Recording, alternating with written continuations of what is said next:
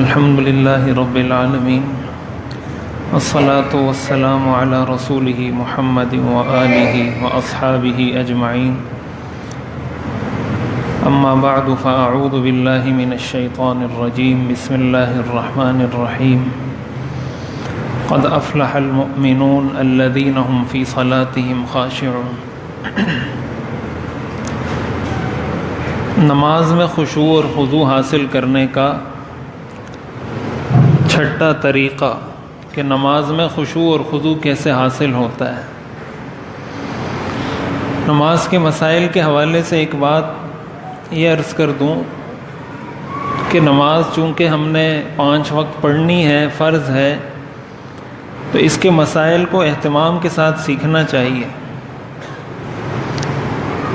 میں نے حضرت مفتی محمد تقی عثمانی صاحب دامت برکاتہم نے ایک جگہ لکھا ہے اپنے والد کے بارے میں، حضرت مفتی محمد شفیع صاحب رحمۃ اللہ علیہ، جو مفتی اعظم پاکستان تھے، معارف القرآن جن کی مشہور تفسیر ہے، انہوں نے لکھا ہے، وہ فرمایا کرتے تھے کہ مجھے 60 سال ہو گئے کہ میرا مشغلہ دن رات کام ہی یہ ہے کہ فتویٰ لکھنا ہے، فقہ پڑھانی ہے، لوگوں کو مسائل بتانے ہیں۔ 60 سال ہو گئے، لیکن اب بھی بسا اوقات نماز میں کوئی ایسا مسئلہ پیش آ جاتا ہے کہ میں پریشان ہو جاتا ہوں کہ اس کا حکم کیا ہے، تو پھر میں جاتا ہوں، کتاب اٹھاتا ہوں، پھر وہاں دیکھتا ہوں تو پتہ چلتا ہے اس کا یہ حکم ہے۔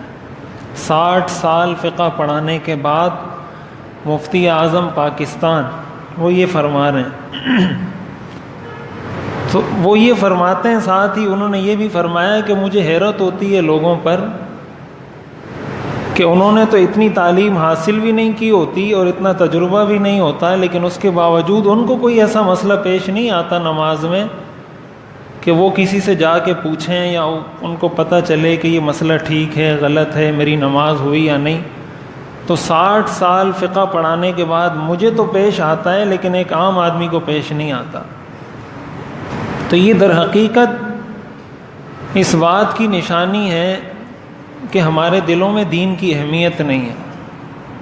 لوگ علماء سے بہت شکوہ کرتے ہیں، کبھی کسی کو مسئلہ بتاؤ تو کہتے ہیں یار یہ آپ نے نیا مسئلہ بتایا، ہم نے زندگی میں پہلی مرتبہ سنا ہے۔ میں کبھی مسئلہ بتاتا ہوں تو لوگ آ کے یہ کہتے ہیں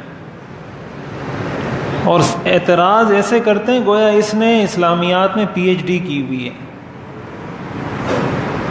ظاہر یہ سوال تو وہ کرے، یہ اعتراض تو وہ کرے جس کا دن رات کام ہی یہ ہو کہ وہ بیٹھ کر قرآن اور حدیث پڑھے اور لوگوں کو قرآن اور حدیث پڑھائے، جس کا دن رات مشغلہ یہی ہو۔ وہ اگر یہ اعتراض کرتا ہے کہ یار میں نے اتنی کتابیں پڑھی ہیں اور مجھے فقہ کی کسی کتاب میں یہ مسئلہ نہیں ملا، تم نے کہاں سے بیان کیا، تب تو بات سمجھ میں آتی ہے۔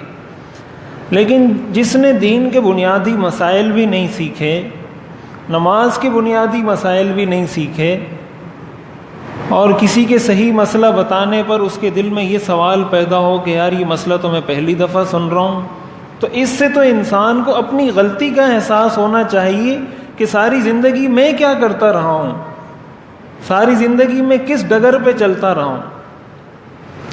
تو اس لیے اس کو اہمیت کے ساتھ سیکھنا چاہیے، اپنے بچوں کو سکھانا چاہیے۔ صرف شکوے شکایت کرنے سے مسئلہ حل نہیں ہوگا جب تک اپنے بچوں کو صحیح طریقے سے دین کی تعلیم نہیں دلوائیں گے۔ یہ نماز کا طریقہ سکھانا یہ تو والدین کی ذمہ داری ہے، یہ تو والدہ کی ذمہ داری ہے، والد کی ذمہ داری ہے کہ اپنے بچے کو نماز کا طریقہ سکھائے۔ اور یہ قرآن کا حکم ہے، وَأْمُرْ أَهْلَكَ بِالصَّلَاةِ، اپنے گھر والوں کو نماز کا حکم دو۔ تو نماز کا حکم دینے میں یہ بات بھی شامل ہے کہ جب آپ نماز کا حکم دیں گے تو ساتھ طریقہ بھی تو بتائیں گے، ورنہ کیسے نماز کا حکم دیں گے آپ بچے کو۔ تو اس لیے اپنے بچوں کو صحیح طریقے سے اپنے سامنے ان کو بتایا جائے کہ بیٹا آپ میرے سامنے پریکٹیکل نماز پڑھو، میرے سامنے رکوع کرو، میرے سامنے سجدہ کرو، میں دیکھوں تم رکوع صحیح کرتے ہو، سجدہ صحیح کرتے ہو، نماز کے مسائل کا پتہ ہے نہیں پتہ۔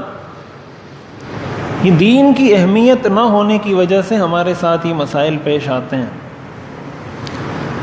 نماز میں خشوع اور خضوع حاصل کرنے کا چھٹا طریقہ علماء نے یہ لکھا ہے کہ اگر آپ امام کے پیچھے نماز پڑھ رہے ہیں تو امام کی تلاوت کو توجہ سے سنیں. توجہ سے سننے کا مطلب یہ ہے کہ دیکھیں سورہ فاتحہ کا ترجمہ تو عموماً سب کو یاد ہوتا ہے، اور اسی لیے جو ہم نے سورہ فاتحہ کا ترجمہ اور تفسیر پڑھا ہے اس کورس سے پہلے، اس کا بنیادی مقصد بھی یہ تھا کہ سورہ فاتحہ پڑھتے ہوئے انسان کے ذہن میں کیا تصور ہونا چاہیے. تو ایک تو سورہ فاتحہ کا ترجمہ تو تقریباً سبھی کو آتا ہے، اس کے ترجمے پر غور کیا جائے کہ الحمدللہ رب العالمین کا کیا مطلب، الرحمن کا کیا مطلب، الرحیم کا کیا مطلب، مالک یوم الدین کا کیا مطلب، ان ساری چیزوں پر غور کرے. اور اس کے علاوہ جب امام دوسری سورت شروع کرتا ہے، اس کے بعد کوئی اور آیت پڑھتا ہے، تو اگر اس کا ترجمہ اس کو آتا ہے تو اس میں غور و فکر کریں، اور اگر وہ نہیں آتا تو علماء نے لکھا ہے جس چیز کا اس کو ترجمہ آتا ہے، اگر اسی سورہ فاتحہ کا ترجمہ آتا ہے اسی کو دل ہی دل میں دوبارہ سوچنا شروع کر دے، اس کے مفہوم پر غور کرنا شروع کر دے کہ سورہ فاتحہ میں اللہ نے مجھ سے کیا مطالبہ کیا ہے، یا میں اللہ اکبر پڑھتا ہوں تو اس کا کیا مطلب ہے، سبحان ربی العظیم پڑھتا ہوں تو کیا مطلب ہے. اگر اور کچھ سمجھ نہیں آ رہا تو کسی نہ کسی چیز کو ذہن میں رکھ کر ایسی چیز جو نماز کا حصہ ہو، بالخصوص سورہ فاتحہ کو ہی ذہن میں رکھ کر اس کو دل ہی دل میں دہرائے، اس پر غور کرے، اس سے نماز میں توجہ حاصل ہوگی. اور اس کا ثبوت ایک حدیث سے ہے. حضرت ابو صائب حضرت ابو ہریرہ سے روایت کرتے ہیں کہ حضور علیہ الصلاۃ والسلام نے ارشاد فرمایا، من صلی صلاۃ لم یقرأ فیہا بأم القرآن فہی خداج، کہ جس نے نماز پڑھی اور اس میں سورہ فاتحہ نہیں پڑھی تو وہ نماز ناقص ہے. تو یہ ابو صائب کہتے ہیں حضرت ابو ہریرہ کے شاگرد ہیں، فقلت یا ابا ہریرہ انی اکون احیانا وراء الامام، کہ ہم جب امام کے پیچھے ہوتے ہیں پھر کیا کریں گے. قال فغمز ذراعی، تو یہ کہتے ہیں انہوں نے مجھے میری کلائی پکڑ کر مجھے تھوڑا سا دبایا. وقال یا فارسی اقرأ بہا فی نفسک، ایسی صورت میں دل دل میں پڑھ لیا کرو. دل دل میں پڑھنے کا مطلب کیا ہے کہ دل دل میں اس پر غور کرو، اس لیے کہ جب امام فاتحہ پڑھے گا تو آپ فاتحہ نہیں پڑھیں گے، ہاں آپ اس پر دل ہی دل میں غور کریں گے کہ الحمدللہ کا کیا مطلب ہے، رب العالمین کا کیا مطلب ہے، ایک ایک لفظ پر غور کریں گے. تو اس کا نتیجہ کیا ہوگا؟ اس کا نتیجہ یہ ہوگا کہ نماز میں خشوع اور خضوع حاصل ہو جائے گا. لوگ کہتے ہیں ہماری توجہ بنتی نہیں ہے نماز میں، تو دیکھیں سستی کا علاج چستی ہوا کرتا ہے. آپ یہ عزم جب کر کے آئیں گے، 5 طریقے میں پہلے ذکر کر چکا ہوں، ان طریقوں پر بھی عمل کریں. اور یہ اب چھٹا طریقہ، کچھ طریقے اور آگے آ جائیں گے. یہ 10-12 طریقے اگر آپ جمع کر لیتے ہیں تو کوئی وجہ نہیں ہے کہ نماز میں توجہ نصیب نہ ہو، لیکن تعلق عمل سے ہے. دیکھیں کھانا پکا پکایا آپ کے سامنے رکھ دیا کسی نے، اور آپ کہتے ہیں کہ کھانا تو رکھا ہوا ہے لیکن میری بھوک نہیں مٹ رہی. تو بھوک آپ کی مٹے گی جب آپ اس کھانے کو استعمال کریں گے. جب کھانا کھائیں گے تو آپ کی بھوک مٹ جائے گی. اب یہ ایک طریقہ ہے، یہ ایک اصول ہے، یہ ایک ضابطہ ہے جو قرآن اور حدیث کی روشنی میں علماء نے بتایا ہے، اور وہ بہت سارے طریقے جو ہم پہلے ذکر کر چکے. اب طریقہ یہی ہے. اب کس کو نصیب ہوگا؟ اس کو نصیب ہوگا جو اس پر عمل کرے گا، جو اس نیت سے مسجد آئے گا. جب اس نے مسجد میں قدم رکھا تو اس نے اسی وقت یہ نیت کر لی کہ بھائی میں نے مسجد میں نماز پڑھنی ہے، تو جو جو میں پڑھوں گا اس پر غور و فکر کروں گا، اس کو سوچوں گا، اس کو سمجھوں گا کہ میری اللہ تعالیٰ سے کیا بات چیت ہو رہی ہے، کیا عہد و پیمان ہو رہے ہیں، کیا مکالمہ ہو رہا ہے. جب یہ عزم کر کے وہ مسجد میں آئے گا، پھر امام کے پیچھے کھڑا ہوگا.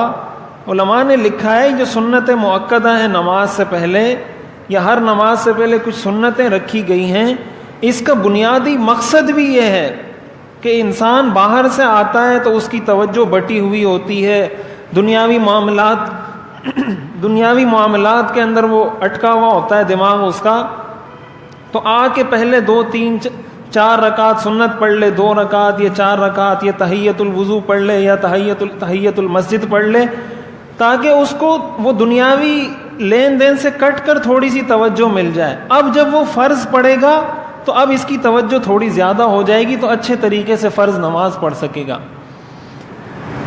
تو اس لیے یہ اس کا ایک بنیادی اصول ہے کہ انسان امام کے پیچھے کھڑا ہے یا اپنے لیے پڑھ رہا ہے، تو بس ایک رٹی رٹائی آیات پڑھتا نہ جائے، بات پھر وہی آ جائے گی کہ آپ کسی مفتی سے کہیں گے کہ میں نے سورہ فاتحہ پڑھی، میری نماز ہو گئی یا نہیں ہوئی، تو مفتی آپ کو کبھی بھی نہیں کہے گا کہ نماز نہیں ہوئی، نماز ہو گئی۔ ظاہر ہے اس کی کچھ شرائط ہیں، آپ سورہ فاتحہ پڑھیں، اس کے ساتھ سورت ملائیں، وہ آپ نے ملا لی، نماز ہو گئی۔ لیکن آپ کو اس نماز کا اثر چاہیے، آپ چاہتے ہیں کہ یہ نماز آپ کو بے حیائی سے روکے، آپ چاہتے ہیں یہ نماز آپ کو برائی سے روکے، آپ چاہتے ہیں اس نماز کا اثر آپ کی زندگی پر ہو، آپ کے گھر میں ہو، مال اولاد میں ہو، تو اس کے لیے یہ چیز ضروری ہے۔ نماز تو آپ کی ہو گئی، لیکن یہ ثمرات، یہ اثرات حاصل نہیں ہوں گے جب تک یہ توجہ حاصل نہیں ہوگی۔ یہ ہم کہہ سکتے ہیں کہ آپ کے ذمے سے نماز ساقط ہو گئی، آپ پر اس کی قضا لازم نہیں ہے، لیکن بغیر توجہ، بغیر خشوع خضوع کے یہ اثرات اس کے حاصل نہیں ہو سکتے۔ تو یہ ایک اس کا بنیادی طریقہ ہے کہ جو پڑھا جائے۔ اب دیکھیں شروع میں انسان کو مشکل ہوتی ہے، اب ایسا نہیں ہے کہ پہلی دفعہ میں اب کھڑے ہوں گے تو بس پوری توجہ نماز ہی کی طرف ہوگی۔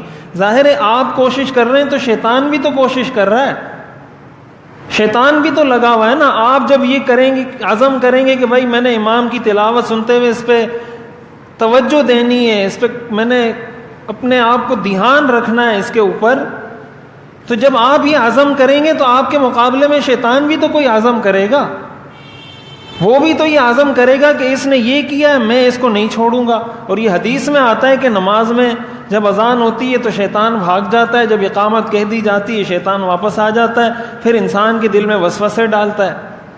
اب یہ تو صحیح حدیث سے ثابت ہے۔ تو یہ جہد مسلسل ہے، جہد پیہم ہے، مسلسل کرنے کا کام ہے۔ آج آپ نے کیا تو ہو سکتا ہے 1% آپ کامیاب ہو جائیں، کل کریں گے 2% ہو جائے گا، پرسوں کریں گے 3% ہو جائے گا، اس کے بعد کریں گے 4 ہو جائے گا۔ اس طرح سٹیپ بائی سٹیپ کر کے بڑھیں گے، لیکن یہ سٹیپ بائی سٹیپ بھی اس وقت بڑھیں گے جب آغاز تو ہو۔ اگر آغاز ہی نہ ہو تو 10ویں سیڑھی پر کیسے چڑھیں گے؟ آپ آغاز کریں گے کہ بھائی میں نے پہلی سیڑھی پہ قدم رکھ دیا۔ اب اگر کوئی شخص یہ کہے کہ میں نے تو پہلی سیڑھی پہ قدم رکھ دیا لیکن میں تو 10ویں سیڑھی پر نہیں پہنچا ہوں، تو 10ویں سیڑھی پر آپ اس وقت پہنچیں گے جب آپ 9 قدم اور استعمال کریں گے، جب 9 زینے اور چڑھیں گے تو 10ویں سیڑھی پر بھی پہنچ جائیں گے۔ لیکن کوئی بھی یہ بے وقوفی نہیں کرتا کہ یار میں تو 10ویں سیڑھی پر پہنچا نہیں ہوں، چھوڑو، پہلی سیڑھی پر بھی نہیں چڑھتا۔ تو طریقہ یہی ہے، اصول یہی ہے۔ یہ الگ بات ہے کہ ہم اپنے آپ کو تسلی دینے کے لیے کچھ بھی کہہ دیں کہ نہیں ہوتا، یا مشکل ہے، یا توجہ نہیں بنتی، یا شیطان وسوسے ڈالتا ہے، یہ اپنے کو بہلانے کے لیے تو اچھی یہ باتیں ہیں۔ اللہ کو ہم نہیں بہلا سکتے، اللہ سب جانتا ہے۔ تو یہ بھی خشوع اور خضوع حاصل کرنے کا ایک بنیادی طریقہ ہے۔ اس کے بعد دوسرے نمبر پر کہ تکبیر تحریمہ جب انسان کہہ لیتا ہے اس کے بعد وہ کیا کرے۔ ہم نے رکوع کے مسائل پہلے بیان کر دیے، یہ قرات کے مسائل میرے ذہن میں نہیں رہے تھے، میں بیان نہیں کر سکا تھا، اور ذہن میں اس لیے نہیں رہے تھے، میں نے کہا کہ سورہ فاتحہ کا ترجمہ اور تفسیر اور آخری 10 سورتوں کا ترجمہ اور تفسیر پڑھ لیا ہے تو ضرورت نہیں ہوگی، لیکن قرات کے چند بنیادی مسائل ذکر کرنا وہ ضروری ہے، اس لیے اس کو آج ذکر کر رہا ہوں۔ تو تکبیر تحریمہ کے بعد اگر کوئی شخص اکیلے نماز پڑھ رہا ہے، مرد ہو یا عورت ہو، یا وہ امام ہے، تو اس کا طریقہ یہ ہے کہ پہلے وہ ثنا پڑھے گا ہاتھ باندھنے کے بعد۔ ثنا کہتے ہیں سبحانک اللہم و بحمدک و تبارک اسمک و تعالی جدک و لا الہ غیرک، اس کو ثنا کہا جاتا ہے۔ اس کے بعد تعوذ پڑھے گا. تعوذ کہتے ہیں اعوذ باللہ من الشیطان الرجیم. اس کے بعد تسمیہ پڑھے گا. تسمیہ کہتے ہیں بسم اللہ الرحمن الرحیم. ثنا پڑھے گا، پھر اعوذ باللہ پڑھے گا، پھر اس کے بعد بسم اللہ پڑھے گا، اس کے بعد سورہ فاتحہ پڑھے گا، اور سورہ فاتحہ کے بعد کوئی بھی سورت پڑھے گا یا کچھ آیات پڑھے گا جس سے اس کی فرض اور واجب قرات مکمل ہو جائے. تو یہ، اور اس سے پہلے ایک مسئلہ قیام سے متعلق بھی ذکر کر دوں. قیام بھی نماز میں فرض ہے. اگر کوئی شخص قیام پر قادر ہے یا رکوع سجدہ کرنے پر قادر ہے، ایسا شخص بیٹھ کر نماز نہیں پڑھ سکتا، فرض نماز. اگر کوئی شخص سجدہ نہیں کر سکتا یا کوئی شخص رکوع نہیں کر سکتا تو ایسی صورت میں اس کو بیٹھ کر نماز پڑھنے کی اجازت ہے. اور اگر وہ رکوع سجدہ نہیں کر سکتا لیکن قیام کر سکتا ہے تو بہتر یہی ہے کہ قیام کرے اور رکوع اور سجدہ اشارے سے بیٹھ کر کر لے. لیکن اگر وہ بیٹھ کر بھی پوری نماز پڑھ لے گا تو اس کی نماز ہو جائے گی. کون؟ وہ شخص جو رکوع اور سجدے پر قدرت نہیں رکھتا، رکوع نہیں کر سکتا، سجدہ نہیں کر سکتا، تو وہ بیٹھ کر نماز پڑھ سکتا ہے. ہمارے ہاں خواتین کے ساتھ یہ مسئلہ ہوتا ہے کہ خواتین اس معاملے میں بہت غفلت کرتی ہیں، بلا وجہ بیٹھ کر نماز پڑھتی ہیں.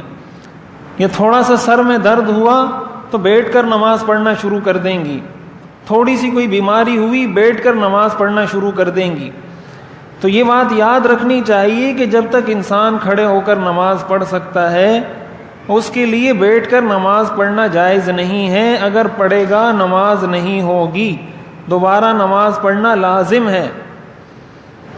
تو اس میں جو غفلت، نفل نماز پڑھ سکتے ہیں، نفل نماز بھی پڑھیں گے تو اس کا ثواب ظاہر ہے کم ہوگا بنسبت اس شخص کے جس نے کھڑے ہو کر نماز پڑھی ہے. لیکن فرض نماز میں تو کوئی گنجائش نہیں ہے، فرض نماز کھڑے ہو کر ہی پڑھی جائے گی. تو بعض لوگ بغیر عذر کے، خواتین بھی بسا اوقات اور مرد بھی بسا اوقات، اس عذر کو جس کو شریعت عذر نہیں مانتی. شریعت کس چیز کو عذر مانتی ہے؟ میں نے آپ کو بتا دیا. شریعت اس چیز کو عذر مانتی ہے کہ رکوع سجدہ نہیں کر سکتا. ڈاکٹر نے منع کر دیا کہ بھئی آپ رکوع نہیں کر سکتے، آپ سجدہ نہیں کر سکتے، تو ایسی صورت میں وہ بیٹھ کر نماز پڑھ لے. لیکن اس کے باوجود بھی اگر قیام پر قدرت رکھتا ہے تو قیام کرے. بہتر یہی ہے قیام کرے، رکوع سجدہ اشارے سے کر لے. تو قیام کے بارے میں یہ بات یاد رکھنی چاہیے کہ نماز میں قیام فرض ہے. اور فرض کے بارے میں یہ اصول ہے کہ نماز میں اگر کوئی فرض چھوٹ جائے نماز نہیں ہوتی. یہ اصول ہے. جیسے تکبیر تحریمہ میں نے آپ کو بتایا تھا، تکبیر تحریمہ فرض ہے. کسی نے تکبیر تحریمہ نہیں کہی اس کی نماز ہوئی ہی نہیں. اسی طرح نماز میں قیام فرض ہے، بلا عذر کسی نے قیام نہیں کیا اس کی نماز نہیں ہوئی. اسی طرح نماز میں قرات کرنا، قرآن کی تلاوت کرنا فرض ہے. اگر کسی نے نماز میں قرآن کی تلاوت نہیں کی تو نماز نہیں ہوگی، اس لیے کہ اس نے فرض چھوڑا ہے. اور فرض چھوڑنے کے بعد وہ نماز سجدہ سہو سے ٹھیک نہیں ہوتی. سجدہ سہو سے نماز اس وقت ٹھیک ہوتی ہے جب انسان کوئی واجب چھوڑتا ہے. نماز میں ایک چیز واجب تھی، اس کو کسی نے چھوڑ دیا غلطی سے تو سجدہ سہو سے نماز ہو جاتی ہے. لیکن فرض چھوڑنے کی صورت میں سجدہ سہو سے نماز نہیں ہوتی، دوبارہ نماز پڑھی جائے گی. اس کو یہ سمجھا جائے گا گویا اس نے نماز پڑھی ہی نہیں ہے. تو ایک تو یہ بات یاد رکھنی چاہیے کہ قیام فرض ہے. دوسرے نمبر پر قرات فرض ہے. اور قرات سے پہلے اس کا یہ طریقہ ہے کہ ثنا پڑھی جائے، پھر تعوذ پڑھا جائے، پھر تسمیہ پڑھا جائے، اس کے بعد سورہ فاتحہ اور اس کے بعد کوئی سورت پڑھی جائے. امام کے پیچھے جب انسان نماز پڑھتا ہے تو اس صورت میں اگر جہری نماز ہیں، دو نمازیں ہیں، ایک کو جہری نماز کہا جاتا ہے، ایک کو سری نماز کہا جاتا ہے۔ جہری نماز ان نمازوں کو کہا جاتا ہے، یہ میں اصطلاحات اس لیے استعمال کرتا ہوں تاکہ آپ اس کو یاد کریں، کچھ اصطلاحات دین کی بھی یاد کر لیں، ضروری اصطلاحات تو کم از کم یاد ہونی چاہیے ایک مسلمان کو۔ جہری نماز اس نماز کو کہا جاتا ہے جس میں امام تیز آواز میں تلاوت کرتا ہے۔ فجر کی نماز ہے، مغرب کی نماز ہے، عشاء کی نماز ہے، ان نمازوں کو کہا جاتا ہے جہری نماز، اس لیے کہ اس میں امام جہر کرتا ہے۔ جہر کا مطلب بلند آواز سے پڑھتا ہے۔ دوسری نماز ہے جس کو کہا جاتا ہے سری نماز۔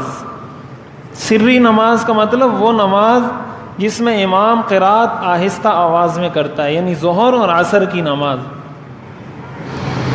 تو اگر کوئی شخص امام کے ساتھ شروع سے شریک ہے تو اس کا تو طریقہ یہ ہے کہ وہ اللہ اکبر کہے گا، ہاتھ باندھ لے گا، اور امام جب تک خاموش ہے اس وقت تک وہ سبحانک اللہم یہ ثنا پوری پڑھ لے گا، اور ثنا پڑھنے کے بعد خاموش ہو جائے گا، چاہے وہ سری نماز ہے چاہے وہ جہری نماز ہے۔ امام رکوع میں جائے گا تو یہ اس کے ساتھ رکوع میں چلا جائے گا، پہلی بات۔ دوسری بات یہ ہے کہ وہ امام کے پیچھے نماز پڑھ رہا ہے شروع سے، اور اس نے ابھی سبحانک اللہم و بحمدک و تبارک اسمک یہاں تک پڑھا تھا، یا آدھا پڑھا تھا، یا کہیں تک بھی پڑھا تھا کہ امام نے بلند آواز سے تلاوت شروع کر دی، تو یہ جہاں تک پہنچا ہے وہیں پر بریک لگائے گا اور خاموش ہو جائے گا، اور امام کی تلاوت سنے گا، اس لیے کہ تلاوت کا سننا یہ واجب ہے، یہ لازم ہے۔ اذا قرئ القرآن فاستمعوا له وانصتوا، جب قرآن پڑھا جائے تو خاموشی سے اور غور سے اس کو سنا کرو۔ تو ثنا اس نے جہاں تک بھی پڑھی ہے امام کے پیچھے، جب امام نے قرات شروع کر دی تیز آواز میں، جہاں تک اس نے ثنا پڑھی ہے وہاں تک کافی ہے، آگے یہ قرات سنے گا اور ثنا یہیں پر چھوڑ دے گا۔ اور سری نماز میں امام کے ساتھ شامل ہوا ہے تو ثنا پوری پڑھ کے خاموش ہو جائے گا۔ تیسری بات ثنا سے متعلق کہ اگر کوئی شخص اس وقت امام کے ساتھ شامل ہوا جب امام قرات شروع کر چکا ہے، مثلا اس نے سورہ فاتحہ پڑھ لی ہے یا سورہ فاتحہ کا آغاز کر دیا، اس کی تلاوت کا آغاز ہو چکا ہے، ایسی صورت میں وہ اللہ اکبر کہنے کے بعد ہاتھ باندھے گا اور خاموش رہے گا، اور رکوع میں امام کے ساتھ اسی طرح چلا جائے گا۔ بیچ میں اگر امام خاموش ہوتا ہے اور اس کو اتنا موقع ملتا ہے کہ وہ پڑھ سکتا ہے تو پڑھ لے، نہ بھی پڑھے تو کوئی مسئلہ نہیں ہے، لیکن اس وقت جب امام خاموش ہو، اس لیے کہ جس وقت امام خاموش ہوگا اس وقت وہ قرآن کی تلاوت نہیں کر رہا۔ جہری نماز ہے تو امام جب خاموش ہے اتنی دیر میں وہ اگر پڑھ سکتا ہے پڑھ لے، لیکن یہ پڑھنا اس پر لازم نہیں ہے، تلاوت کا سننا لازم ہے۔ تو اگر بعد میں شریک ہوا ہے اللہ اکبر کہہ کر امام کے پیچھے خاموش کھڑا ہو جائے، پھر لوگ کہتے ہیں اب یہ کہاں پڑھے، تو بس اب آپ نے نہیں پڑھنی ہے اگر موقع نہیں ملا۔ اگر آپ کی رکعت رہ گئی ہے تو رکعت جب آپ پوری کرنے کھڑے ہوں گے اس وقت آپ ثنا پڑھ کر پوری نماز پڑھ لیں گے، لیکن اگر آپ کی رکعت نہیں رہی تو یہ ثنا آپ نہیں پڑھیں گے، اب آپ سے ساقط ہو گئی ثنا۔ اس معاملے میں لوگ بہت پریشان رہتے ہیں کہ ہم کیا کریں۔ تو امام نے قرات شروع کر دی اور آپ کو موقع نہیں ملا بیچ میں اتنا کہ امام رکا ہو کہ آپ ثنا پڑھ سکیں، تو بس آپ پر ثنا پڑھنا اب آپ کے لیے مسنون نہیں رہا، اب آپ امام کے پیچھے کھڑے رہیں، جیسے امام نماز پڑھ رہا ہے اب اسی کے ساتھ پڑھتے رہیں، نماز مکمل ہو جائے گی۔ چوتھی بات یہ ہے کہ جب کسی کی اگر رکعت نکل گئی ہے، ایک رکعت کسی کی نکل گئی ہے مثلا، اب وہ امام نے سلام پھیر دیا، سلام پھیرنے کے بعد وہ شخص کھڑا ہوا، اور کھڑا ہونے کے بعد اپنی وہ ایک رکعت پوری کر رہا ہے، تو اس کا طریقہ یہ ہے کہ اب وہ پہلے ثنا پڑھے گا، پھر اعوذ باللہ پڑھے گا، پھر بسم اللہ پڑھے گا، اور اس کے بعد سورہ فاتحہ پڑھے گا، اور اس کے ساتھ کوئی سورت ملائے گا، اور اپنی نماز مکمل کرے گا۔ تو یہ جو ثنا اس سے چھوٹ گئی تھی، وہ آخر میں اگر اس کی کوئی رکعت بھی چھوٹی ہے تو اس رکعت کو پورا کرتے ہوئے شروع میں پڑھ لے گا۔ اگر کوئی غلطی سے نماز میں ثنا نہیں پڑھ سکا تو نماز پہ اثر نہیں پڑتا، نماز ہو جائے گی۔ ثنا نماز میں پڑھنا یہ سنت ہے، اگر کسی نے غلطی سے نہیں پڑھی تو نماز پہ اثر نہیں پڑے گا، نماز ہو جائے گی، سجدہ سہو کرنے کی بھی ضرورت نہیں ہے، اس لیے کہ سجدہ سہو واجب کے ترک پر ہوتا ہے۔ جب نماز میں کوئی واجب عمل چھوٹ جائے غلطی سے، اس پر سجدہ سہو ہوتا ہے، یا کسی فرض کی ادائیگی میں تاخیر ہو جائے نماز میں، اس پر سجدہ سہو ہوتا ہے۔ سنت کے چھوڑنے پر یہ تو کہا جائے گا کہ اس نے سنت کو چھوڑ دیا، لیکن اس کی وجہ سے سجدہ سہو لازم نہیں ہوگا۔ تو ثنا بھی نماز میں سنت ہے، اگر چھوٹ جاتی ہے سجدہ سہو کرنا آخر میں لازم نہیں ہے۔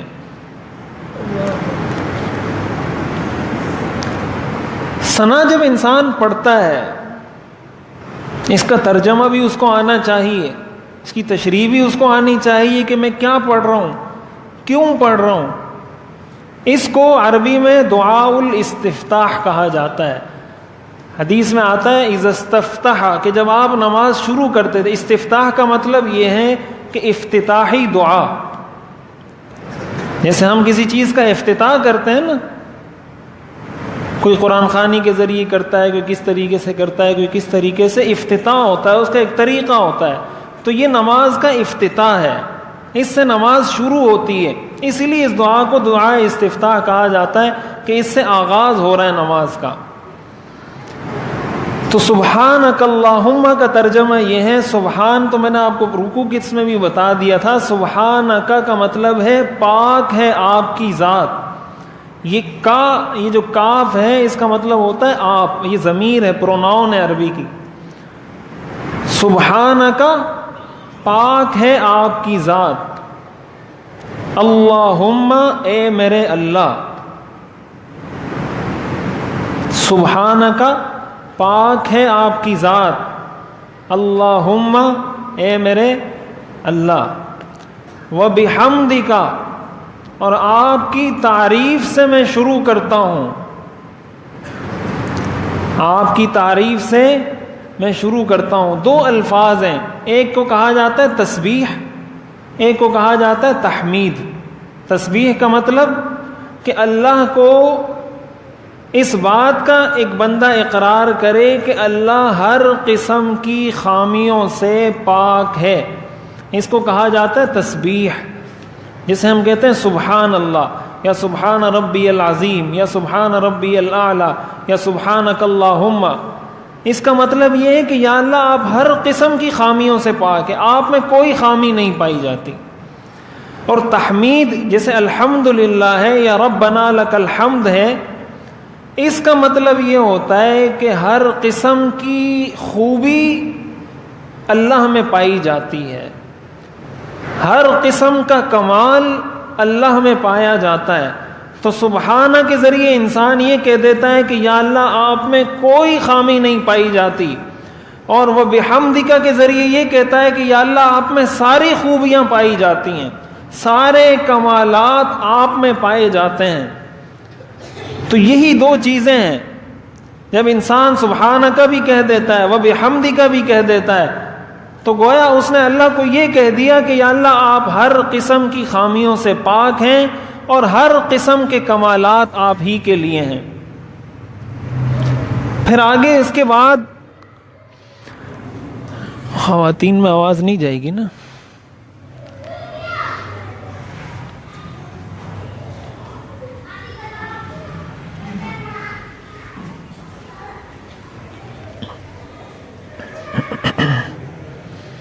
جنریٹر چل جائے، خواتین بھی ہیں تو آواز نہیں جائے گی وہاں پر۔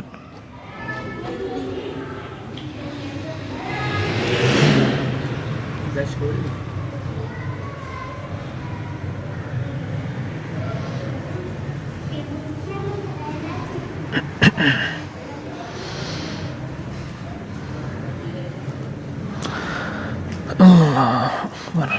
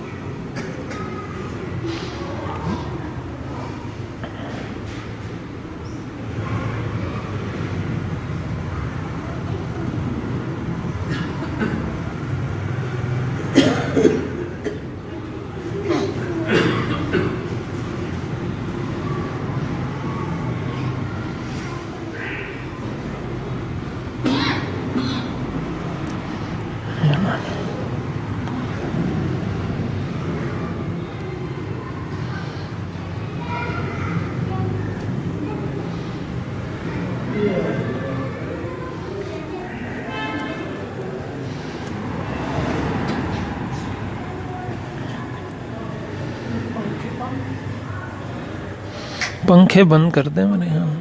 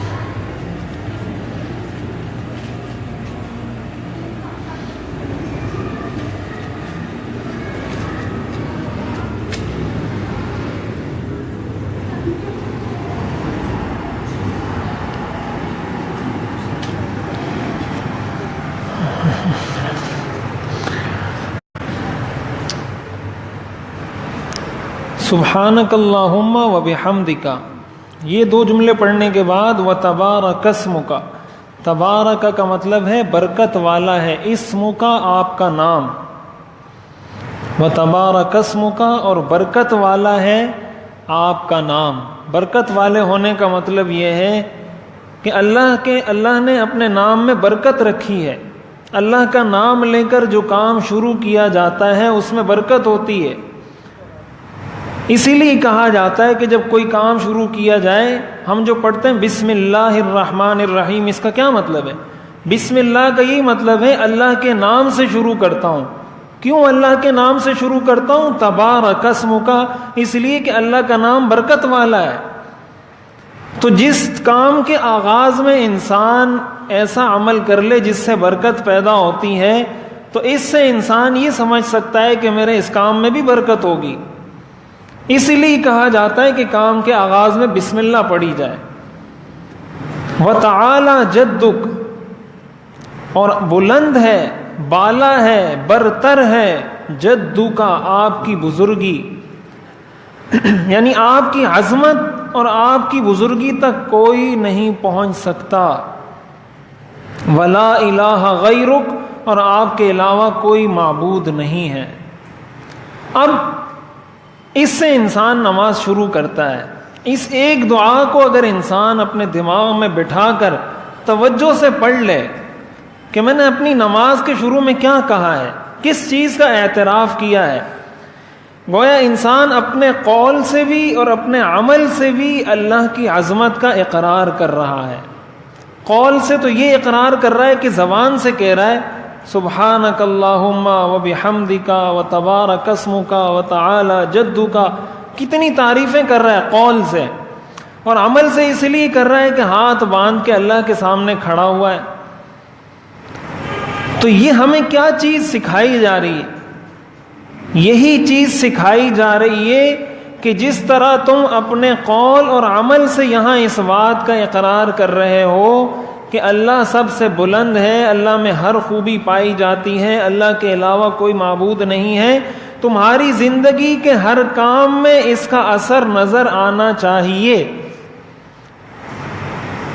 جب یہ مفہوم تمہارے ذہن میں بیٹھ جائے گا کہ سبحانک اللہم، جب یہ مفہوم ذہن میں بیٹھ جائے وبحمدک، جب یہ مفہوم ذہن میں بیٹھ جائے وتبارک اسمک، جب یہ مفہوم ذہن میں بیٹھ جائے وتعالی جدک، جب یہ مفہوم ذہن میں بیٹھ جائے ولا الہ غیرک، ایسا شخص ایسے خالق اور مالک کی نافرمانی کر سکتا ہے؟ کیا ایسا شخص معاشرے کی ناراضگی کی وجہ سے یا لوگوں کی ناراضگی کی وجہ سے اللہ کو ناراض کر سکتا ہے؟ جس شخص نے اپنی زبان سے اس بات کا اقرار کیا ہو تعالی جدک کہ آپ کی عظمت اور بزرگی سب سے زیادہ ہے، تو جب اللہ کی بزرگی سب سے زیادہ ہے اس کا مطلب معاشرے کی بزرگی اس سے کم ہے، بیوی کی بزرگی اس سے کم ہے، شوہر کی بزرگی اس سے کم ہے، والد کی بزرگی اس سے کم ہے، استاد کی بزرگی اس سے کم ہے، ہر چیز کی بزرگی اس سے کم ہے. اس لیے اللہ کے حکم کے مقابلے میں جس کا بھی حکم آ جائے اس کو ماننے کی شریعت اجازت نہیں دیتی. کیوں؟ وَتَعَالَى جَدُّكَ، اس لیے کہ اللہ کی بزرگی سب سے زیادہ ہے. والد بزرگ ہے، بالکل ہے، لیکن اس کی بزرگی اللہ کی بزرگی سے کم ہے. استاد بزرگ ہے، اس کی بزرگی مسلم ہے، لیکن اس کی بزرگی اللہ کی بزرگی سے کم ہے. شوہر بزرگ ہے، اس کا احترام ضروری ہے، لیکن اس کی بزرگی اللہ کی بزرگی سے کم ہے. اگر شوہر کسی ایسے کام کا حکم دیتا ہے جس کی شریعت اجازت نہیں دیتی، بیوی کے لیے شوہر کے ایسے حکم کو ماننا جائز نہیں ہے. شوہر کی بزرگی بھی اپنی جگہ. والد اگر ایسے کام کا حکم دیتا ہے جس کی شریعت اجازت نہیں دیتی، بیٹے کے لیے بیٹی کے لیے اپنے والد کے ایسے حکم کو ماننا جائز نہیں ہے. استاد اگر ایسے کام کا حکم دیتا ہے جس کی اللہ اجازت نہیں دیتا، شاگرد کے لیے ایسے حکم کا ماننا جائز نہیں ہے. کیوں؟ وَتَعَالَى جَدُّكَ، اس لیے کہ اللہ کی بزرگی سب سے زیادہ ہے. آپ پر آپ کے والد کا، استاد کا، شوہر کا، بڑے کا اتنا احسان نہیں ہے جتنا آپ پر اللہ کا احسان ہے. اس استاد کو پیدا کرنے والا بھی اللہ ہے، اس والد کو پیدا کرنے والا بھی اللہ ہے. اس بادشاہ کو اگر کوئی حکمران، کوئی حکومت، کوئی بادشاہ ایسا قانون بناتی ہے جس کی شریعت اجازت نہیں دیتی، کسی حکومت کے، کسی ملک کے ایسے قانون کو ماننا شریعت کی نظر میں جائز نہیں ہے. چاہے وہ حکم استاد کا ہو، چاہے حکمران کا ہو، چاہے والد کا ہو، چاہے شوہر کا ہو. لا طاعت لمخلوق فی معصیت الخالق، خالق کو جو چیز ناراض کرتی ہو ایسے کسی کام میں مخلوق کی اطاعت جائز نہیں ہے، مخلوق کسی بھی شکل میں ہو. تو یہ اقرار جب انسان ہر نماز میں کرتا ہے، یہ اصل وہ بات ہے جس کی طرف میں لانا چاہتا ہوں کہ اگر یہ چیز ہمارے ذہن میں بیٹھ جائے گی تو ہماری نمازوں کا اثر ہماری زندگی پر ضرور ہوگا. یہ ایک مفہوم ہی اگر بیٹھ جائے کہ میں کیا پڑھ رہا ہوں، سبحانک اللہم و بحمدک، بار بار پڑھ رہا ہوں، ہر نماز میں پڑھ رہا ہوں، کیا مطلب ہے اس کا، آخر کیوں پڑھ رہا ہوں؟ تو یہ چیز اگر اس کے ذہن میں بیٹھ جائے، پھر وہ دیکھے کہ یہ نماز اس کو برائی سے روکتی ہے یا نہیں روکتی، پھر وہ دیکھے کہ یہ نماز اس کو بے حیائی سے روکتی ہے یا نہیں روکتی. یہ وہ فرق ہے جو میں کہہ رہا ہوں کہ مفتی سے آپ پوچھیں گے تو وہ کہے گا آپ کی نماز ہو گئی، لیکن اگر آپ یہ کہنا چاہتے ہیں کہ یہ نماز مجھے برائی سے کیوں نہیں روک رہی، اس کا طریقہ یہ ہے کہ ذرا سبحانک اللہم کے ترجمے پر غور تو کریں.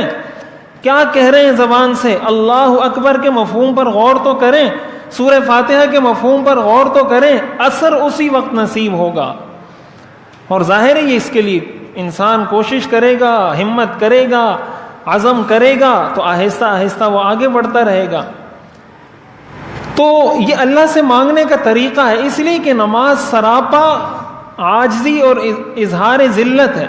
نماز میں انسان طرح طرح سے اللہ کے سامنے اپنے آپ کو ذلیل کر کے پیش کر رہا ہوتا ہے، کبھی کھڑا ہوا ہے ہاتھ باندھ کے، کبھی رکوع میں جاتا ہے، کبھی سجدے میں جاتا ہے، کبھی کہتا ہے سبحان ربی العظیم، کبھی کہتا ہے سبحان ربی الاعلی، کبھی کہتا ہے اللہ اکبر۔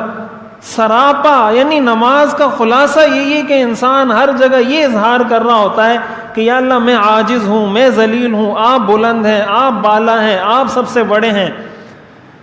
تو اس میں انسان اللہ سے مانگتا ہے، تو مانگنے کا طریقہ یہ ہوتا ہے کہ اس کی تعریف کی جائے جس سے مانگا جا رہا ہے۔ تو جب اللہ سے مانگا جائے، اللہ سے مانگنے کا طریقہ ہمیں قرآن اور حدیث میں یہ بتایا گیا ہے کہ ہم اللہ کی تعریف کریں۔ یہ جو سورہ فاتحہ میں ہم دعا پڑھتے ہیں اہدنا الصراط المستقیم، اس سے پہلے یہ سب کچھ کیا ہے؟ یہ اللہ کی تعریف ہے۔ الحمد للہ رب العالمین الرحمن الرحیم مالک یوم الدین ایاک نعبد، یہ ساری تعریف کرنے کے بعد ہم کہتے ہیں اہدنا الصراط المستقیم۔ تو اللہ کی انسان تعریف کرتا ہے اور قول اور عمل سے اس کی عظمت کا اقرار کرتا ہے، اس کے بعد جب وہ اللہ سے مانگتا ہے اللہ اس کی دعا کو قبول کرتے ہیں۔ اور یہاں پر ایک بات یہ بھی عرض کر دوں ضمناً کہ بعض لوگ مخلوق کے ساتھ یہ عمل کرتے ہیں، مخلوق کی چاپلوسی کرنا، ان کی ایسی تعریف کرنا جو اس میں نہ ہو، یہ گناہ کبیرہ ہے، حرام ہے۔ بعض لوگ یہ جملہ ہمارے ہاں مشہور ہے کہ اپنا مطلب نکالنے کے لیے گدھے کو بھی باپ بناؤ، یہ ہمارے والدین اپنے بچوں کو سکھاتے ہیں، اور پھر شکوہ کرتے ہیں کہ ہمارے بچے بگڑ رہے ہیں۔ جب آپ نے اس کے ذہن میں یہ بات ڈال دی کہ مطلب نکالنے کے لیے کسی کو کچھ بھی بول دو، اس کو اپنا باپ بولنا پڑے تو باپ بھی بول دو اس کو، تو کیا شریعت اس چیز کی اجازت دیتی ہے؟ آپ نے کبھی اس جملے کو شریعت کے ترازو پر تولا ہے کہ شریعت اس چیز کی اجازت دیتی ہے کہ آپ کسی کی ایسی تعریف کریں جو اس میں نہیں ہے؟ جھوٹ اور بولتے کس کو ہیں؟ جھوٹ آخر کس بلا کا نام ہے؟ اسی کا تو نام ہے کہ آپ کسی کو یہ کہیں آپ بڑے اچھے آدمی ہیں، آپ بڑے سخی ہیں، آپ بڑے نیک آدمی ہیں، آپ کی باتوں میں بڑا اثر ہے، آپ بڑا اچھا بیان کرتے ہیں، آپ یہ کرتے ہیں، آپ وہ کرتے ہیں، حالانکہ آپ کا دل اس چیز کو تسلیم نہیں کرتا، صرف اس لیے کہ سامنے والا خوش ہو جائے۔ اسی کو تو جھوٹ کہا جاتا ہے۔ حدیث شریف میں آتا ہے لیس من خلق المؤمن الملق، مومن کی صفات میں سے چاپلوسی کرنا نہیں ہے، مومن چاپلوس نہیں ہوتا۔ اور ہمارے ہاں معاملہ اتنا بگڑ چکا ہے کہ آج کل اس کے بغیر کام ہوتا ہی نہیں۔ جب تک آپ جا کے اس کی چاپلوسی نہیں کریں گے، علماء نے لکھا ہے چاپلوسی کرنا عبادت ہے، اور عبادت اللہ کے سوا کسی کی جائز نہیں ہے۔ یہ حدیث میں شریعت اس چیز کی اجازت نہیں دیتی۔ مسلم شریف کی روایت ہے کہ ایک شخص حضرت عثمان رضی اللہ تعالیٰ عنہ کے پاس آیا اور حضرت عثمان کی تعریف شروع کر دی اس نے کہ آپ تو بڑے سخی ہیں، آپ تو ایسے ہیں، آپ تو ایسے ہیں۔ اور ظاہر ہے اس نے جو تعریف کی ہوگی وہ تو حقیقت پر مبنی ہوگی، اس لیے کہ حضرت عثمان تو واقعی میں سخی تھے، ان کو تو واقعی میں اللہ تعالیٰ نے وہ کمالات عطا فرمائے تھے جو کسی میں نہیں تھے، ایسی خصوصیات ان میں موجود تھیں، ان کی حیا کا اتنا اعلیٰ درجہ تھا۔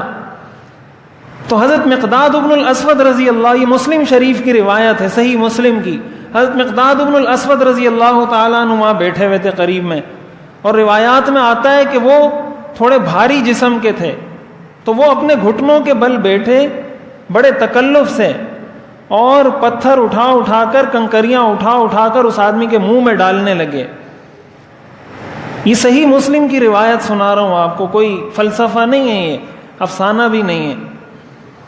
تو حضرت عثمان رضی اللہ تعالیٰ عنہ نے حضرت مقداد سے پوچھا ما شانک، یہ آپ کیا کر رہے ہو؟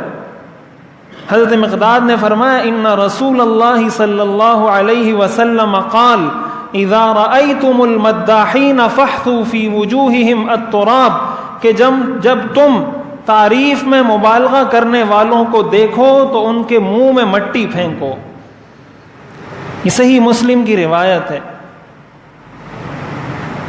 تو اس لیے میں حضور کی حدیث پر عمل کر کے اس کے منہ میں مٹی پھینک رہا ہوں کہ تم کیوں اس کی تعریف کر رہے ہو۔ اور ایک اور روایت کے اندر آتا ہے، یہ بخاری اور مسلم دونوں میں موجود ہے یہ روایت، کہ حضور علیہ الصلاۃ والسلام کے پاس ایک آدمی کا ذکر کیا گیا تو ایک آدمی بڑا اور اس نے تعریف شروع کر دی، تو حضور علیہ الصلاۃ والسلام نے فرمایا ویحک، تمہارا ناس ہو، قطعت عنق صاحبک، تم نے اپنے بھائی کی گردن توڑ دی۔ قالہا مرارا، آپ بار بار یہ جملہ کہتے رہے، تم نے تو اس کی گردن توڑ دی۔ گردن توڑنے کا مطلب یہ ہے کہ جب آپ کسی کے سامنے اس کی تعریف کریں گے، وہ بھی آخر انسان ہے، اس میں تکبر پیدا ہوگا یا نہیں، اس کے اندر ریاکاری پیدا ہوگی یا نہیں، اس کے اندر خودرائی پیدا ہوگی یا نہیں، تو یہ سارے مرض آپ نے پیدا کیے اس میں۔ ہو سکتا ہے اس نے وہ عمل اخلاص سے کیا ہو، اب جب آپ نے تعریف کی ہے تو اس کے دل سے وہ اخلاص نکل کر اس کے دل میں ریاکاری آ جائے، اس کا تو بیڑا غرق کر دیا، اس کے تو سارے عمل ضائع ہو گیا، اس کا تو سارا عمل۔ آپ نے فرمایا قطعت عنق صاحبک، تم نے اپنے بھائی کی گردن توڑ دی۔ اور آگے آپ نے فرمایا ان کان احدکم مادحا لا محالتا، اگر کسی نے لا محالہ کرنی ہی ہے تعریف تو اس کو چاہیے یوں کہے احسب کذا و کذا، میرے خیال میں وہ آدمی ایسا ہے یا ایسا ہے۔ ان کان یرا انہ کذالک، اگر وہ واقعتاً سمجھتا ہے کہ وہ آدمی ایسا ہے، یعنی اگر آپ واقعی میں سمجھتے ہیں کہ وہ آدمی بڑا نیک ہے تو یہ مت کہیں کہ وہ آدمی بڑا نیک ہے، یہ کہیں کہ میرے خیال میں تو وہ آدمی بڑا نیک ہے۔ یہ اس وقت جب آپ کا دل اس بات کو تسلیم کر رہا ہے کہ وہ نیک ہے، اگر نہیں کر رہا یہ تو جھوٹ ہے۔ اور آگے آپ نے فرمایا وَحَسِيبُهُ اللَّهُ، اصل تو اللہ کی ذات ہے، اللہ جانتا ہے کون نیک ہے کون نیک نہیں ہے، کون سخی ہے کون نہیں ہے۔ وَلَا يُزَكِّي عَلَى اللَّهِ أَحَدًا، اور اللہ پر کسی کا تزکیہ کرنا جائز نہیں۔ تم اللہ کو بتاؤ گے کہ کون نیک ہے یا اللہ تمہیں بتائے گا کہ کون نیک ہے؟ تو اس لیے ایک اور حدیث کے اندر آتا ہے، حضرت حضور علیہ الصلاۃ والسلام نے فرمایا ایاکم والتمادح فإنہ الذبح، کہ ایک دوسرے کی تعریفیں کرنے سے بچو، یہ ذبح کرنے کے مترادف ہے، ایسا ہی ہے گویا تم نے اس کو ذبح کر دیا۔ تو ایک ہوتا ہے کسی کی حوصلہ افزائی کے لیے بات کرنا، یہ تو سنت سے ثابت ہے کہ آپ نے صحابہ کی حوصلہ افزائی فرمائی کہ آپ نے بڑا اچھا کام کیا، آپ نے القابات بھی عطا فرمائے۔ حضرت ابو بکر صدیق رضی اللہ عنہ کو آپ نے لقب عطا فرمایا، اور کئی صحابہ کو آپ نے لقب عطا فرمایا، تو یہ لقب در حقیقت تعریف ہی ہے، لیکن یہ حوصلہ افزائی کی شکل میں، اور ایک لمٹ، ایک حد ہے اس کی۔ تو ہمارے بڑوں کو بھی اس چیز کی عادت نہیں بنانی چاہیے کہ جب تک بڑے کی آپ تعریف نہیں کریں گے وہ آپ کا کام ہی نہیں کرے گا، وہ آپ سے خوشی نہیں ہوگا، وہ آپ سے راضی نہیں ہوگا، نتیجہ یہ ہوتا ہے کہ سامنے والے کو جھوٹ بولنا پڑتا ہے۔ تو انسان کو حقیقت پسند ہونا چاہیے، ہر آدمی یہ جانتا ہے کہ میرے میں کیا خوبی ہے کیا خامی ہے، اب وہ آپ کے سامنے آپ کی تعریفیں کر رہا ہے کہ آپ بڑے اچھے آدمی ہو، اور آپ کو پتہ ہے کہ میں اچھا آدمی نہیں ہوں، آپ پھر بھی یہ سمجھ رہے ہیں کہ ہاں میں اچھا آدمی ہوں۔ اس کا مطلب تو یہ ہے کہ آپ کی ترقی کا سفر رک گیا۔ آپ نے تو یہ طے کر لیا کہ میں اچھا آدمی ہوں، آپ نے یہ طے کر لیا کہ میں نیک آدمی ہوں، آپ نے یہ طے کر لیا کہ میں بزرگ ہوں، ابھی تو آپ آگے نہیں بڑھ سکتے۔ آگے تو وہ بڑھتا ہے جس کو یہ پتہ چلے کہ میرے میں یہ خامی ہے، میرے میں یہ خامی ہے، میرے میں یہ خامی ہے، اس خامی کو ختم کرو، اس کو ختم کرو، اس کو ختم کرو۔ تو انسان کو اس چیز کا عادی بالکل بھی نہیں ہونا چاہیے، اور یہ عادت بھی نہیں ہونی چاہیے کہ جا کے تعریفیں کریں کسی کے سامنے۔ یہ شریعت کا مسئلہ ہے، یہ کوئی اپنا افسانہ، کوئی اپنی کوئی تھیوری، کوئی نظریہ نہیں ہے۔ حوصلہ افزائی کریں ایک حد میں، ایک لمٹ میں، حقیقت پسندانہ حوصلہ افزائی، سچ پر مبنی، حقیقت پر مبنی، اس کی تو شریعت اجازت دیتی ہے، لیکن اس کے علاوہ جو چاپلوسی ہے یہ اللہ کی کرنی ہے. چاپلوسی صرف اللہ کی کرنی ہے. سبحانک اللہم و بحمدک و تبارک اسمک، جتنی تعریفیں اللہ کی کر سکتے ہیں اللہ کی کریں، اور کسی کی تعریف نہیں کرنی اس حد تک جو عبادت بن جائے. اور اسی کے ساتھ ساتھ قرات سے متعلق چند اہم مسائل آخری یہ ذکر کرتے ہیں. تو قرات کے بارے میں ایک چیز تو یہ یاد رکھنی چاہیے کہ ایک بڑی آیت یا 3 چھوٹی آیات کا پڑھنا یہ لازم ہے.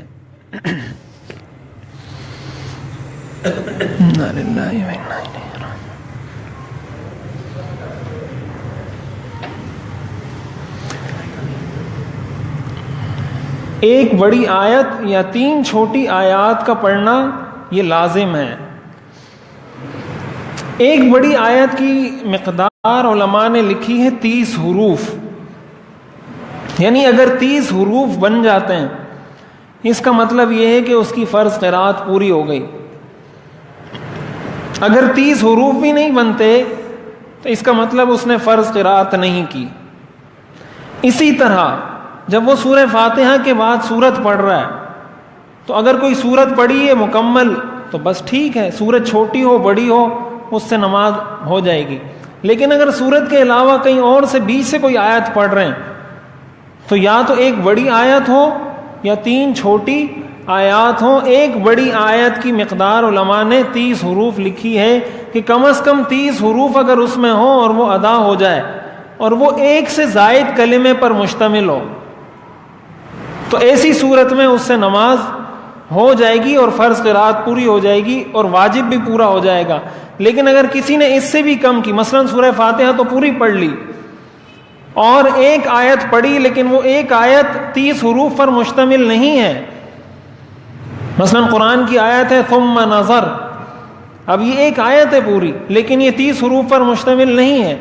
سورہ فاتحہ کے بعد ثم نظر پڑھا اور رکوع کر لیا، اس کو سجدہ سہو کرنا لازم ہے اس شخص پر، اس لیے کہ وہ قرات کی مقدار مکمل نہیں ہوئی. تو ایک تو یہ چیز ذہن میں رکھنی چاہیے. دوسری بات قرات کے متعلق یہ یاد رکھنی چاہیے کہ قرات کرتے ہوئے زبان اور ہونٹوں کو حرکت دینا یہ لازم ہے.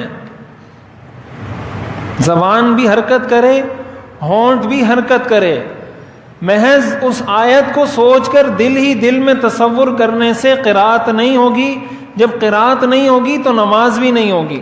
بعض لوگ ہوتے ہیں اللہ اکبر کہہ کر ان کا منہ ہلتا ہی نہیں، بالکل خاموش ہوتے ہیں، دل میں الحمدللہ وہ سارا پڑھ رہے ہوتے ہیں. تو ایسی صورت میں اس کا مطلب یہ ہوا کہ اس شخص نے گویا قرات کی ہی نہیں ہے.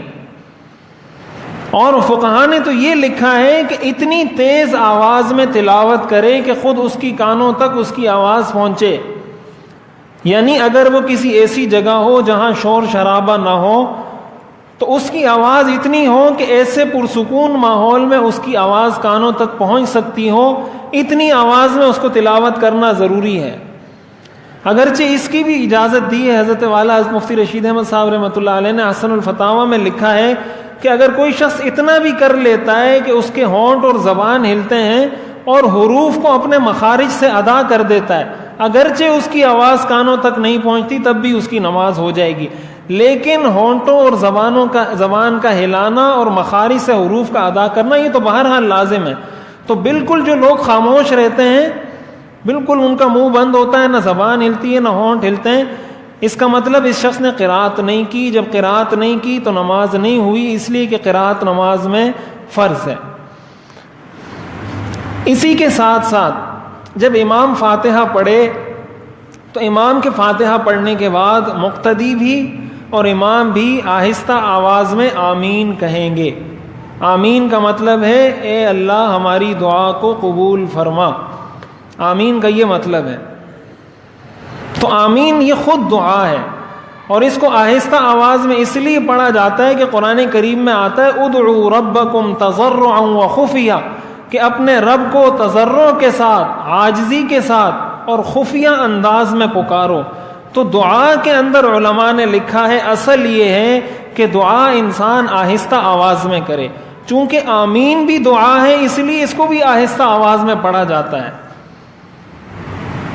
تو آمین مقتدی بھی پڑھے گا اس کے لیے بھی سنت ہے, اور امام بھی پڑھے گا اس کے لیے بھی سنت ہے. اس مسئلے کو ہمارے ہاں لوگ بہت فتنہ بنا دیتے ہیں کہ آمین زور سے کہو. تو دیکھیں آمین زور سے کہنا بھی ثابت ہے. وقت مختصر ہے, میں بہت زیادہ تفصیل عرض نہیں کر سکتا, لیکن ایک بنیادی بات عرض کر دوں کہ آمین تیز آواز میں بھی کہنا ثابت ہے, آہستہ آواز میں بھی کہنا ثابت ہے. امام ابو حنیفہ رحمۃ اللہ علیہ یہ فرماتے ہیں کہ چونکہ آمین دعا ہے اور صحابہ سے آہستہ آواز میں آمین کہنا بھی ثابت ہے, اور قرآن کریم کی آیت کا تقاضا بھی یہ ہے کہ دعا آہستہ آواز میں ہونی چاہیے, اس لیے اس کو آہستہ آواز میں پڑھیں. اگر کوئی شخص تیز آواز میں پڑھتا ہے وہ بھی گناہ نہیں کرتا, لیکن امام ابو حنیفہ رحمۃ اللہ علیہ کے مطابق اس نے خلاف افضل کام کیا ہے. یعنی افضل یہ تھا کہ آہستہ کہتا, اس نے یہ کیا کہ اس نے افضل کام کو چھوڑ کر نیچے والا درجہ حاصل کر لیا. نماز اس کی بھی ہو گئی, نماز اس کی بھی ہو گئی. یہ کوئی اتنا بڑا مسئلہ نہیں ہے کہ اس کو فتنہ بنا دیا جائے کہ یہ آمین زور سے نہیں پڑھتے تو اس کی نماز نہیں ہوئی, یا اس نے آمین زور سے پڑھ دی اس کی نماز نہیں ہوئی, دونوں کی ہو گئی. ان چیزوں میں الجھنا یا لوگوں کو الجھانا یہ ہرگز شریعت کا تقاضا نہیں ہے, اور اس کی ہرگز اسلام دعوت نہیں دیتا, نہیں اس کی حوصلہ افزائی کرتا ہے. تو ان چیزوں میں جو لوگ پڑ جاتے ہیں نا, یہ فروعی مسائل ہیں, اور یہ اختلاف صحابہ کے زمانے سے چلا آ رہا ہے, اس میں مجتہدین کا اختلاف ہے. تو ہم تو ہر وقت یہ کہتے ہیں کہ 4 ائمہ برحق ہیں, چاروں ائمہ برحق ہیں. اس کا مطلب یہ ہے کہ انہوں نے جو مسلک اختیار کیا ہے وہ اپنی رائے سے اختیار نہیں کیا, بلکہ وہ بھی قرآن اور حدیث کو سامنے رکھا ہے. لیکن ایک امام کے نزدیک یہ دلائل راجح تھے, اس نے اس کو ترجیح دی. دوسرے امام کے نزدیک یہ دلائل راجح تھے, اس نے اس کو ترجیح دے دی. کوئی حرام کا ناجائز کا مسئلہ نہیں ہے اس میں. تو اس لیے اس سے اتنا پریشان نہیں ہونا چاہیے, نہ ہی دوسروں کو پریشان کرنا چاہیے. یہ مسئلہ خراب ہوتا ہے جب انسان یہ کہہ دیتا ہے نا کہ اس نے آہستہ پڑھی ہے اس کی نماز نہیں ہوئی, یہ مسئلہ گڑبڑ ہو جاتا ہے. یا کوئی یہ کہہ دیتا ہے کہ اس نے تیز آواز میں پڑھ لی اس کی نماز نہیں ہوئی, یہاں مسئلہ گڑبڑ ہو جاتا ہے. یہ حکم آپ کیسے لگا رہے ہیں؟ آخر نماز نہ ہونے کی تو آپ بات اس وقت کریں گے جب اس نے کوئی فرض کام چھوڑا ہو, کوئی واجب کام چھوڑا ہو. آیا آمین کہنا فرض ہے یا آمین کہنا واجب ہے؟ آمین کہنا نہ فرض ہے, آمین کہنا نہ واجب ہے, یہ تو سنت ہے. تو سنت کے چھوڑنے سے تو ویسے ہی نماز پہ اثر نہیں پڑتا. میں نے پہلے عرض کیا اگر کوئی ثنا چھوڑ دیتا ہے اس کی بھی نماز ہو جاتی ہے, تو کسی نے آمین چھوڑ دی اس کی بھی نماز ہو جائے گی. تو اگر کوئی سرے سے پڑھتا ہی نہیں ہے اس کی بھی نماز ہو جاتی ہے. تو یہ بات کہاں سے آ گئی کہ اس نے تیز آواز میں پڑھی تو نہیں ہوئی, اس نے آہستہ آواز میں پڑھی تو نماز نہیں ہوئی؟ اس لیے ان چیزوں میں الجھنا نہیں چاہیے. اور قرات سے متعلق ایک اور مسئلہ یہ ہے کہ انسان اگر چھوٹی صورتیں پڑھ رہا ہے تو درمیان میں کوئی چھوٹی صورت چھوڑ کر اگلی صورت پڑھنا یہ مکروہ ہے.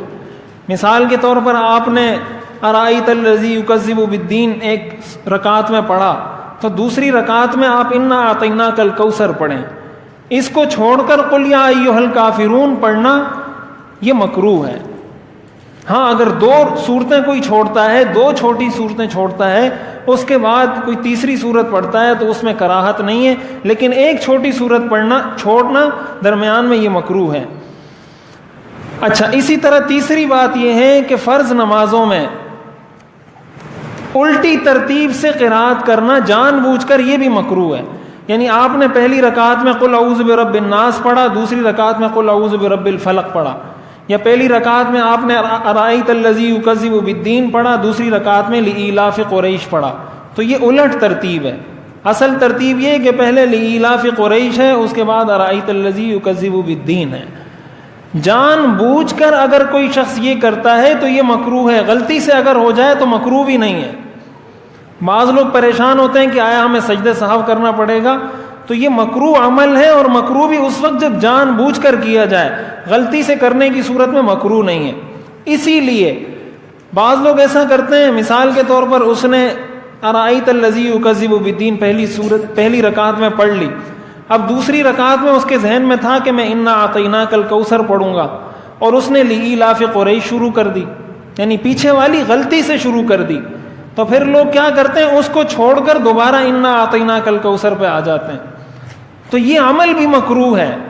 ایک مرتبہ جب آپ نے سورت شروع کر دی اب وہی پڑھیں. کیوں؟ اس لیے کہ یہ جو آپ نے ترتیب الٹ کر کے پڑھا ہے یا آپ نے جان بوجھ کے نہیں کیا. جب جان بوجھ کے نہیں کیا تو یہ مکروہ ہی نہیں ہے.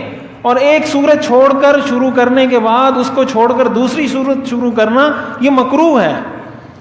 تو جب سورت شروع کر دی اگرچہ وہ خلاف ترتیب ہو پھر اسی کو پڑھا جائے, اس لیے کہ اگر اس کو چھوڑ کر اگلی سورت پڑھیں گے تو اس کا مطلب اس نے ایک اور مکروہ کام کیا, حالانکہ وہ پہلا والا کام تو اس کے لیے مکروہ ہی نہیں تھا کہ اس نے جان بوجھ کر ایسا کیا نہیں تھا. اسی طرح فرض نماز میں عذر اور ضرورت کے بغیر دونوں رکعات میں ایک ہی سورت پڑھنا یہ بھی مکروہ ہے کہ پہلی رکعت میں بھی قل هو اللہ احد پڑھا, دوسری رکعت میں بھی قل هو اللہ احد پڑھا. یہ مکروہ ہے فرض نمازوں میں.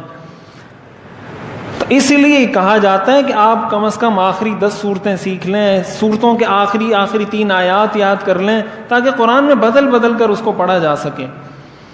اسی طرح بلا عذر نماز میں کھانسنا, کھنکھارنا اور جمائی لینا, اگر اس طریقے سے انسان کھانستا ہے یا اس طریقے سے اپنا گلا صاف کرتا ہے یا اس طریقے سے جمائی لیتا ہے بلا عذر کہ اس سے اس کی زبان سے کچھ حروف نکل جاتے ہیں, جیسے بعض لوگ جمائی لیتے ہیں نا تو پوری ایک آواز نکالتے ہیں, یا کھانسی اس انداز سے کرتے ہیں کہ اس کھانسی سے کچھ حروف بن جاتے ہیں, تو اگر بلا عذر اس نے ایسا کیا ہے ایسی صورت میں اس کی نماز فاسد ہو جائے گی, اس کو نماز دوبارہ پڑھنی پڑے گی. یہی معاملہ ڈکار لینے کا بھی ہے. بعض لوگ اتنی زور سے ڈکار لیتے ہیں کہ آس پاس والے 3-4 بندے تو ویسے ہی ہل جاتے ہیں کہ کیا کیا اس نے. تو ایک ہے کسی کو بیماری ہے, مجبوری ہے, ظاہر بیماری مجبوری اس پہ شریعت کوئی قدغن نہیں لگاتی, وہ تو اللہ کی طرف سے. لیکن اس کو بھی علماء نے لکھا ہے کسی کو ڈکار آتی ہے اس کا طریقہ یہ کہ اس کو پہلے منہ میں جمع کرے, ڈکار آئی منہ بند کرے, اس کو منہ میں لائے, اس کے بعد آہستہ آواز میں اس کو منہ سے خارج کرے. یہ نہیں کہ بس جیسے ہی آئی اسی طرح منہ کھولا اس کو خارج کر دیا, یہ نماز کے آداب کے خلاف ہے. تو اس چیز کا کھانسنے میں بھی خیال رکھنا چاہیے. سردی کی نمازوں میں یہ بڑا مسئلہ ہوتا ہے, ایک آدمی کھانسی کرتا ہے پوری صف میں کھانسی شروع ہو جاتی ہے. امام صاحب نے تھوڑا سا گلا صاف کیا پیچھے سارے کھانسنا شروع ہو جاتے ہیں, ایک کھانسے گا پھر دوسرا کھانسے گا. عذر کی بات میں نہیں کر رہا, کوئی قابو نہیں کر سکتا, مجبوری ہے تو مجبوری پہ شریعت نے کوئی پابندی نہیں لگائی.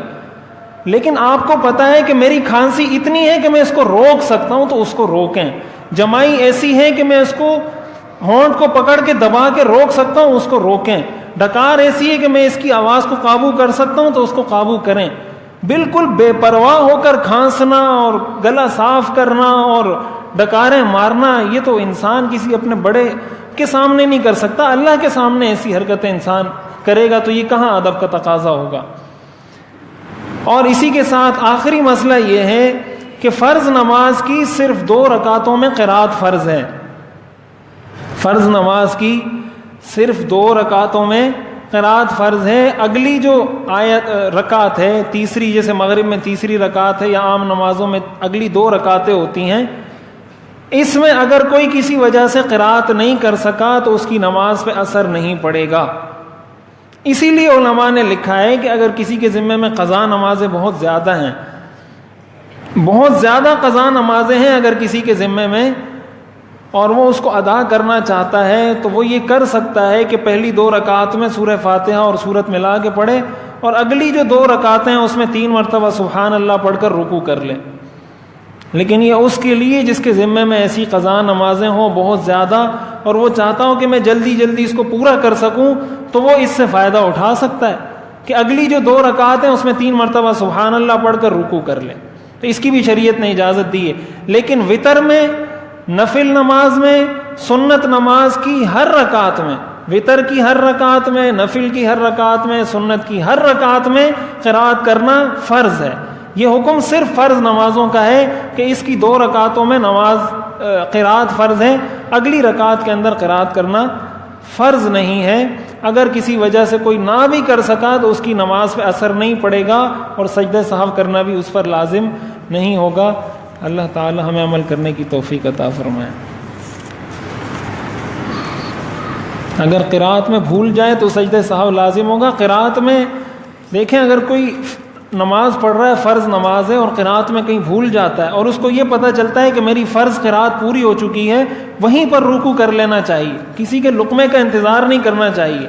ہاں اگر فرض قرات بھی پوری نہیں ہوئی جو میں نے عرض کیا تو پھر کسی سے لقمہ لے لے، لیکن اگر فرض قرات پوری ہو چکی ہے وہیں لقمہ کر لے. اگر ایسی غلطی ہو جاتی ہے بیچ میں کوئی ایک آیا چھوڑ دی یا کوئی، اس سے نماز پہ اثر نہیں پڑتا. بہرحال ایسا کوئی مسئلہ پیش آئے تو اس وقت مسئلہ بتا کر پوچھ لینا چاہیے. کیا ماہواری کے دوران عورت وضو کر کے ذکر اذکار کر سکتی ہے نماز کے وقت کے دوران تاکہ نماز کی عادت نہ بھولے؟ بالکل ذکر اذکار کر سکتی ہے. قرآن کریم کی ان آیات کی تلاوت بھی کر سکتی ہے جن آیات کو بطور وظیفہ کے پڑھا جاتا ہے. بطور ذکر کے جن آیات کو پڑھا جاتا ہے ان آیات کی تلاوت بھی کر سکتی ہے اور ذکر اذکار بھی کر سکتی ہے. اس پہ کوئی پابندی نہیں ہے. اگر نماز کے دوران آنکھ سے آنسو نکل آئیں تو نماز پر کیا اثر ہوگا؟ نماز پہ کوئی اثر نہیں پڑتا، نماز نہیں ٹوٹتی.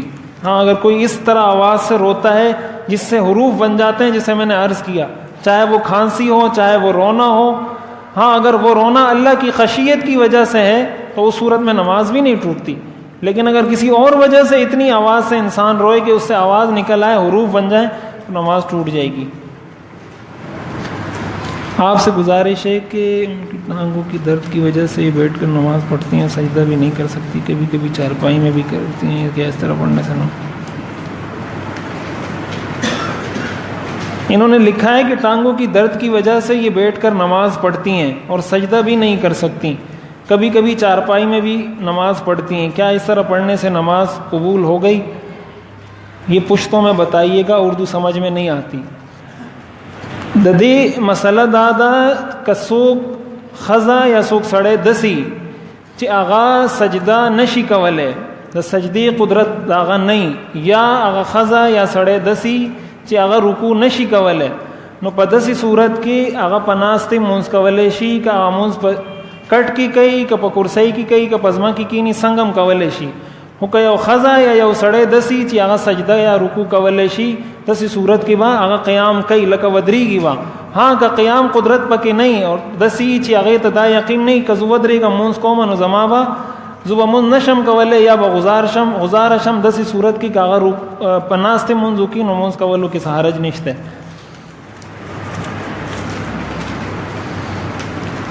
رفع یدین کرنے کا کیا حکم ہے؟ احناف کے نزدیک، امام ابو حنیفہ رحمۃ اللہ علیہ کے نزدیک رفع یدین نہ کرنا افضل ہے. اگر کوئی رفع یدین کرتا ہے نماز اس کی بھی ہو جاتی ہے. یہ بھی کوئی ایسا مسئلہ نہیں ہے جس کی وجہ سے کوئی انسان فتنہ کھڑا کرے یا لوگوں کو پریشان کرے.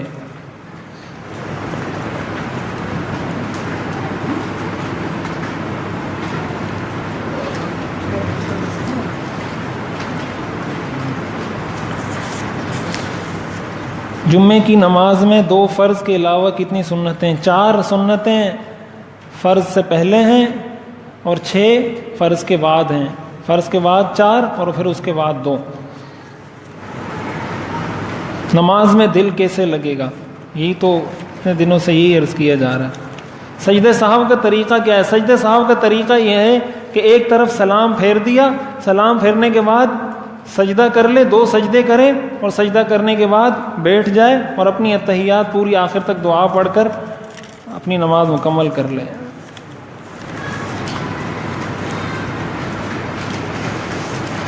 اگر کوئی امام آہستہ سلام پھیر دے لیکن مقتدی نہ سنے، بعد میں مقتدی کی تنبیہ کے لیے دوبارہ سلام پھیرنے سے مقتدی کی نماز کو نقصان تو نہیں پہنچے گا. اگر امام نے آہستہ آواز میں سلام پھیرا ہے اور اس کو بعد میں پتہ چل گیا کہ امام نے سلام پھیر دیا تو جب اس کو پتہ چلا وہ اس وقت سلام پھیر دے، اس سے کوئی اس پہ اثر نہیں پڑتا.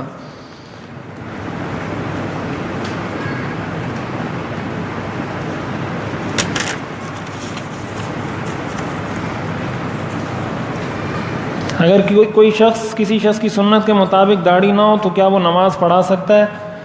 مثال کے طور پر تراویح کی نماز، جس شخص کی سنت کے مطابق داڑھی نہ ہو وہ اس کا نماز پڑھانا مکروہ تحریمی ہے، ناجائز ہے. ایسے شخص کے پیچھے نماز نہیں پڑھنی چاہیے. مجبوری ہو، جس طرح باہر ممالک کے اندر بسا اوقات ایسی صورت ہوتی ہے کہ جس میں ان کو کوئی امام نہیں ملتا، تو مجبوری کی صورت میں پھر بہتر یہی ہے کہ جماعت نہ چھوڑیں، اسی کے پیچھے پڑھ لے. لیکن اگر کوئی ایسا امام دستیاب ہو، ایسی صورت میں نہیں پڑھنی چاہیے.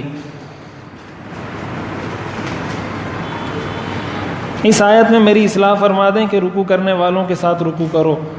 رکوع کرنے والوں کے ساتھ رکوع کرنے کا یہ مطلب ہے کہ جب امام رکوع کر رہا ہے تو آپ بھی امام کے ساتھ رکوع کریں، یا جب اور مسلمان رکوع کر رہے ہیں تو آپ بھی ان کے ساتھ رکوع کریں. مطلب یہ کہ اپنے آپ کو ان لوگوں میں شامل کریں جو نماز پڑھتے ہیں، جو اللہ کے سامنے رکوع کرتے ہیں. ان لوگوں میں شامل نہ کریں جو اللہ کے سامنے رکوع نہیں کرتے. کیا خواتین کے لیے اپنے بالوں کو گرمی کی وجہ سے اونچا باندھ کر نماز پڑھنا جائز ہے؟ جائز ہے. بہتر یہی ہے کہ نماز میں ان کو نہ باندھیں، اس لیے کہ حدیث شریف میں آتا ہے کہ انسان کا ہر عضو سجدہ کرتا ہے. بہرحال باندھ کے بھی نماز پڑھیں گی تو نماز ہو جائے گی. ایک وقت میں کتنی قضا نمازیں پڑھی جا سکتی ہیں؟ جتنی نماز پڑھنا چاہیں قضا پڑھ سکتے ہیں. 10 سال سے چارپائی پر ہوں، نہ خود کھا سکتا ہوں نہ پی سکتا ہوں، گردن سے نیچے میرا جسم کام نہیں کرتا، حرام مغز ٹوٹ گیا ہے، نماز کا کیا حکم ہے؟ تو اگر اشارے سے نماز پڑھ سکتے ہیں اشارے سے نماز پڑھیں، اشارے سے نماز پڑھیں. اگر اشارے سے بھی نماز نہیں پڑھ سکتے تو ایسی صورت میں نماز ساقط ہے، نماز آپ نہ پڑھیں. الحمدللہ رب العالمین والصلاة والسلام علی رسولہ محمد وآلہ واصحابہ اجمعین. ربنا آتنا فی الدنیا حسنہ وفی الآخرۃ حسنہ وقنا عذاب النار. وصلی اللہ تعالی علی خیر خلقہ محمد وآلہ واصحابہ اجمعین. آمین برحمتک.